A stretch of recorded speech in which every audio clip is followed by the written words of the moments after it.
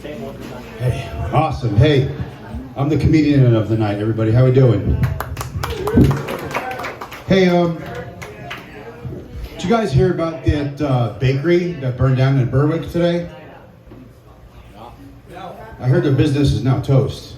That was my opener, all right. Hey, so my name is Michael Quinn. I'm from a far-off land called Schuylkill County. You know, home of Yingling and all that. But I had a 20-year-long career in the United States Army. And one of the jobs I had when I was in the Army, like halfway through, I had to get promoted to the next rank. And I had to be one of those piece of shit recruiters that come to your high schools and, hey, what are you doing after high school, buddy? Yeah, so I had to be that guy. And I'm driving this kid down to, I'll get to the cane later, that happened in Iraq. But I'm driving this kid down to get his physical. And I knew him for a couple weeks, and he turns to me, he's like, hey, Sergeant Quinn, you said when you were in Iraq, right? I'm like, yeah. He's like, did you kill anybody? I'm like, yo, dude, you don't ask anybody anything like that. Jeez. But you know what? You're going to join the Army today, right? Yeah, okay, well, I'm going to be honest with you. Yes. When I was in Iraq, I killed 3 people. The car got real quiet. He's like, I thought you said you were a helicopter mechanic. Hey, fucker, I didn't say I was a good one. You know what I mean? We all have our jobs. We all have our skills, you know? I mean, we all can't kick in a door, you know what I mean? Shit.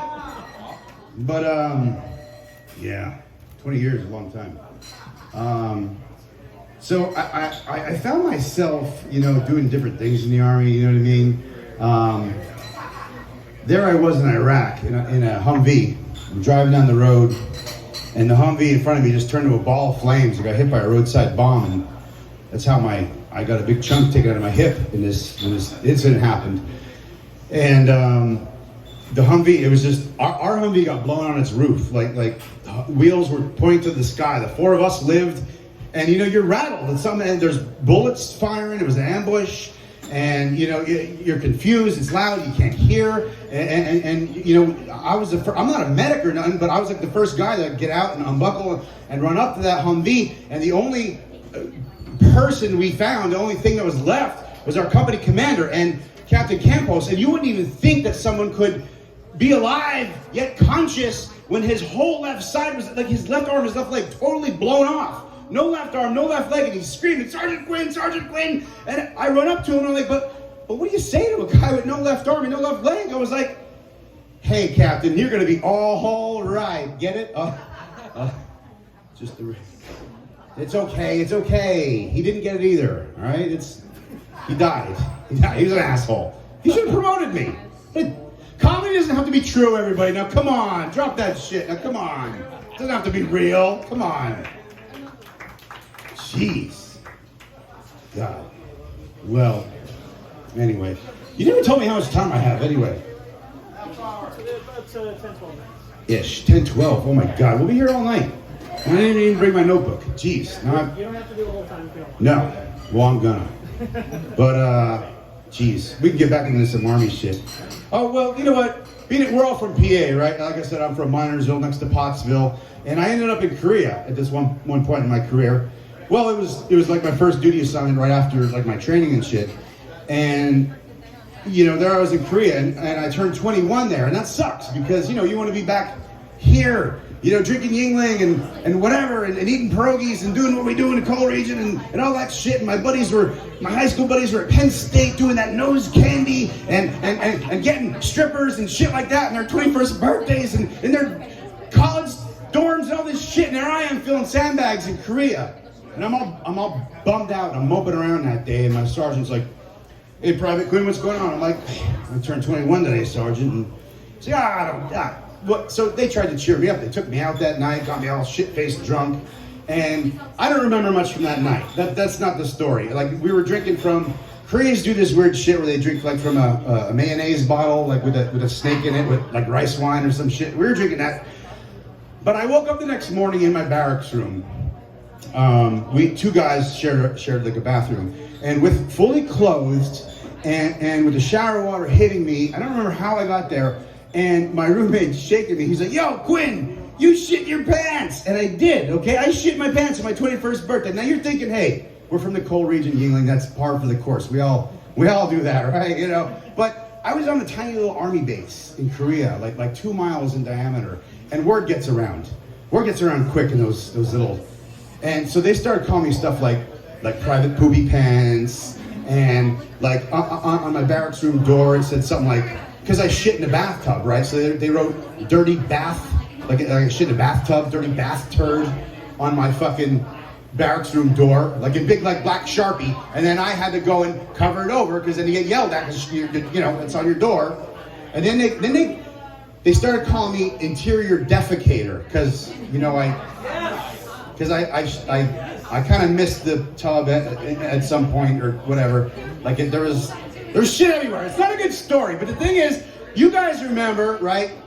In every fucking thing you've seen about the military, whether it's a movie or the news, like whether it's a helicopter, a Humvee, or a tank, like the guy that drives it, right? Like has his or her name right there, like in the window or a door or something, like Sergeant Smith or whatever, So the one day they thought it'd be real funny to fuck with me, The whole base met every Monday to do check our Humvees out, check your weapons, and you do that because you're in a combat zone and you're close to the North Korean border and you gotta be ready and we're on high state of alert. You gotta check your equipment that day.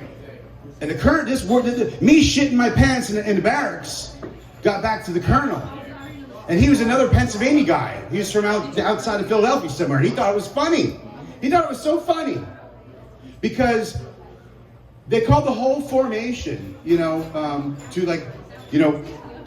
battalion, attention, and everybody else, and they're like private poopy pants, front and center, and they all turned and looked at me. Like 300 motherfuckers. Do you know what that feels like? But that wasn't the worst, because what they did then, remember the name in the window? Where it said PFC, Private First Class Quinn, they scraped that off, and in the whole fucking windshield, they put the stencil letters, PA, Pennsylvania Turd Pike. Pennsylvania Turd Pike. That was some funny shit. Yeah, it says shit my pants. All right, well that wasn't my funniest Army story. This is, before I move on to any other material, this is my last Army story, right? So, maybe you can't see from there, but here on my forearm I have this Arabic writing tattoo right here. And the second time I was in Iraq, I got an email, lead email there, and that neighbor lady of mine, Karen Notestein at Fort Bragg, North Carolina, that's my neighbor lady. How the hell did she get my email? What she sending me? I don't know, whatever. Opened it. Dear Mike, don't know how to say this. I just caught our spouses having an affair. They were fucking in my house. I came home early from work unexpectedly, and there it was. It was true. And I had like 2 months left to go till I had mid-tour leave so I can go home. That was my high school sweetheart that I had 3 fucking kids with. You know what I mean? I got married because I got her pregnant. Now she's fucking the neighbor guy. You know what I mean? Anger. I was 27, and when I finally got home on mid-tour leave, I got home late at night. Drink. You know how we do it. The Yingling, you know how we do, right? Drink. And so I caught the motherfucker going to PT, our physical training, the next morning, because he was, lived on base, and he's coming out going, and I beat the living shit out of him. Oh my God, I cold cocked him. I got him, right? So then the MPs got involved, everything like that, and later that day I'm still drinking, and I'm like, I ended up at a tattoo parlor. And my buddy that was with me thought enough to say, because I'm like, I want you to put right here in my arm, my ex-wife is a whore. Put that there in Arabic. I want you to put that.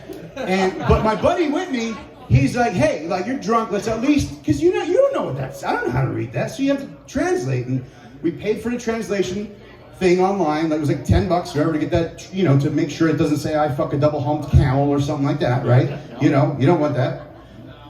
So we paid for that, and then good. But it turns out that in the Arabic language, Farsi Arabic is this dialect, there's no letter X in that language. So to be grammatically correct, it has to say, my old wife is a whore. Good, close enough for me. Put it on there. Put it on there. A couple days later, I'm back in Iraq. My leave was over. I'm in this army tent, almost not quite half of this room in a big tent, with probably about 20 other soldiers. And they knew what happened. They're telling the stories of how my wife's fucking the neighbor and this and that, and the MPs got involved. And I'm like, hey, translator guy, come here, a little translator dude. I'm like, come here. I roll up my sleeve. I'm like, tell him what it says, right? He comes over, he's like, why you get tattoo says no search results? What mean no search results? Why you get... So that's true. All my other comedy is bullshit, but that fucking shit's true. I'm walking around with no search results on my fucking arm because my ex-wife is a fucking whore. Oh, gosh. I'm glad I'm recording this because I'm going to send it to her. I'm good for time? Okay, well, so I'm a serial monogamist, and I'm 47, and well, last year, like, second divorce ended longer marriages. And I missed that whole, like, I had friends, oh my God, I'm hooking up on this Tinder and everything like that, so I don't know, I'm not that generation, you know what I mean? Like, it's kind of, I have Facebook, that's my social media, that's about it. But, you know, being a 47-year-old dude walking with a cane, you know, sometimes I gotta, you know, search for love online, you know, and I found it on Tinder, because, gosh, it's so easy to get laid. If you can't get laid nowadays, there's something wrong here, because this one girl on there said to me, she's like, I'm like a microwave. I'm cool on the outside, I'm warm on the inside, and I'll kill any baby that you put inside me. Now, come on, where are you going to find a party girl like that anyway? Come on. You won't find her in a bar. That's only online. You know what I mean? But it was tough when I first got on there. I wasn't hooking. I don't know. I didn't have the right kinds of pictures. I didn't know there's these women that have, whether they're in their like 20s, 30s, 40s, 50s, they all, and fellas, you can back me up on this. Like a lot of these women, they have that stupid dog face filter where it has the tongue and the ears. They all, oh, that's so cute, a little doggy. I have the, you know, it's so dumb. It's stupid. But I wasn't getting hits for like months. So I told my son, I'm like, boy, come here. My teenage son, come here. Just picture me, put that stupid dog face on, give it back to, okay, so I uploaded the picture of me with the dog face because everybody else is doing it. And then the hottest woman ever, we matched the next day. Younger, a couple years younger than me, beautiful, everything. And she's like, I gotta ask, what's with the stupid dog face? I'm like, so I had to play it off, right? I'm like, well, that's because I got qualities, like I'm a dog. She's like, oh, do tell. Well, I'm loyal as hell. I sure do like to lick things. I know how to bury a bone, you know what I'm saying? Yeah. I did not hear back from her. I don't know. I don't get the women nowadays. I don't get the online dating. I don't understand it. I don't know. Like, I was trying different pickup lines. Ladies, clap if you like an awesome pickup line. They don't. Well, maybe they'll like these. Maybe they will after they hear these ones. Okay, I tried this first. I'm like, hey, baby, are you a termite? Because I'd sure like to give you a mouthful of wood.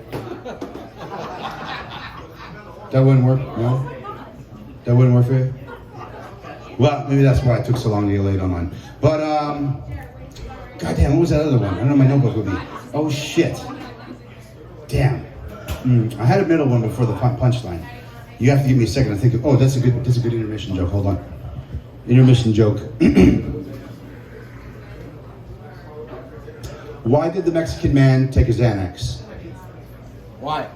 Because he was having Hispanic attacks. I gotta think of that fucking goddamn pickup. Oh, I know what it was. Okay, so, hey, here's my second pickup line. Like, hey, baby, I would hide all the chairs in the world just so you could sit on my face.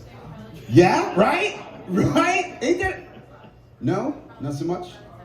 Well, then, because I was, like, my third one, I was like, hey, baby, I'm no meteorologist, but I could definitely predict 5 7/8 inches in your forecast for tonight. You know, look, hey, yo, I know what you're thinking. That's a random number. It's just to be funny. That's nobody's real measurement. 5 7/8 is just like Tom Clark at WNEP saying there's 5 7/8 inches of snow. Okay, it just works the joke. Okay, it doesn't.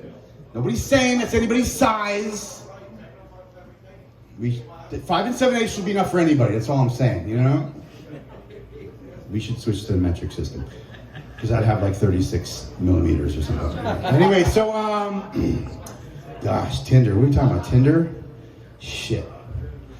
Man. Who likes dad jokes?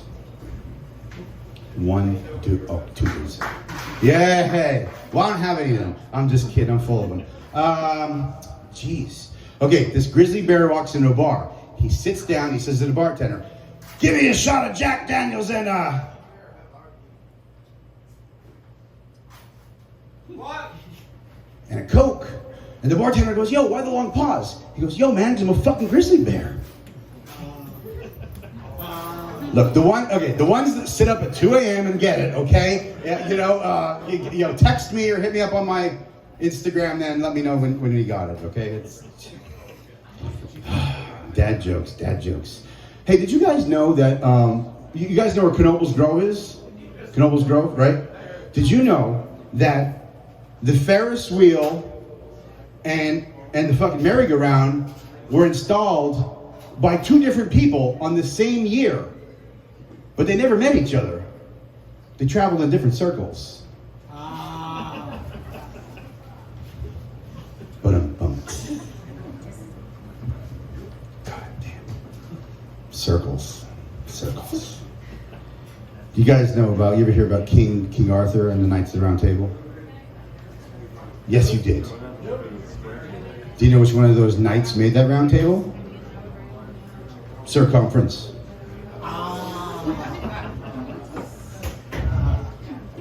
How many people hate that stupid lottery groundhog? Just keep scratching, keep on scratching, right? You like that guy? I can't stand him. I hate Gus. Do you know the difference between Gus's, like if you see a dead skunk's body alongside the road in this hot August heat with maggots and flies around it, and then Gus's body right next to it, do you know what the difference between the two bodies would be? There'd be skid marks in front of the skunk's body. Everybody hates that fucker. I don't know what I'm a dead motherfucker. Fuck Gus. Hate that guy. Keep on scratching. Proceeds from the Pennsylvania lottery go to benefit older Pennsylvanians. Hey, Grammy, did you ever get anything from that fucking stupid groundhog? No, what the fuck? He doesn't do shit for our grandparents. It's lies. Don't play the fucking lottery. A stupid little groundhog. Keep on scratching. What the fuck is that about? Scratch what? I think he's a meth head, a meth addict. You know what I mean? Keep on scratching. Those are the fuckers that's always scratching. They're trying to market to fucking people on meth in Pennsylvania, and you know we got a lot of them. Schuylkill County, our meth heads are way better than your fucking guys' meth heads here in whatever the fuck, Lackawanna, wherever the fuck we are. No, we don't fucking start that shit. No, that's how we know spring happens in Schuylkill County. You know how we know when spring happens? Anytime you see 2 toothless meth heads carrying an air conditioner to a pawn shop, that's when spring, that's like the groundhog. That's spring in Schuylkill County. You know what I mean? Keep on scratching. And it's subliminal. They want them to buy more tickets. Scratch off, you can need more meth money. That's what that fucking groundhog is all about. I came up with that bit when I was smoking weed one night. Legal weed from the VA. The VA doesn't do weed. I wish they would. If they would, I would, do it all the time. What would you do? Well, what? Are you asking for... You can yell at a topic and I'll talk about it. Don't yell at something stupid like dildos. Shit! Why do I say this? Why do I leave it up to the audience? I shouldn't have do that. All right, I guess I'll wrap it up, man. I appreciate the time. Thank you for laughing, everybody. I appreciate everybody. I think I'll get maybe like one more dad joke. Gosh. Give us another pickup line. A pickup line. Shit. I don't have, I think that was it for them. Damn, pickup line. Or maybe more Tinder material. Damn, Tinder. How about a put down line? Yeah. They always say punch up a comedy. You know what?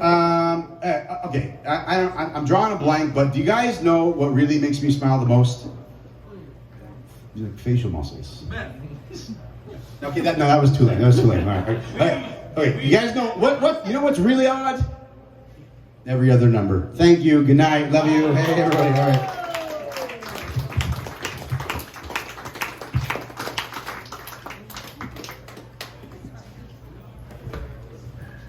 Thank you. All right, and next up we have Floodlands. Let's keep it going for them.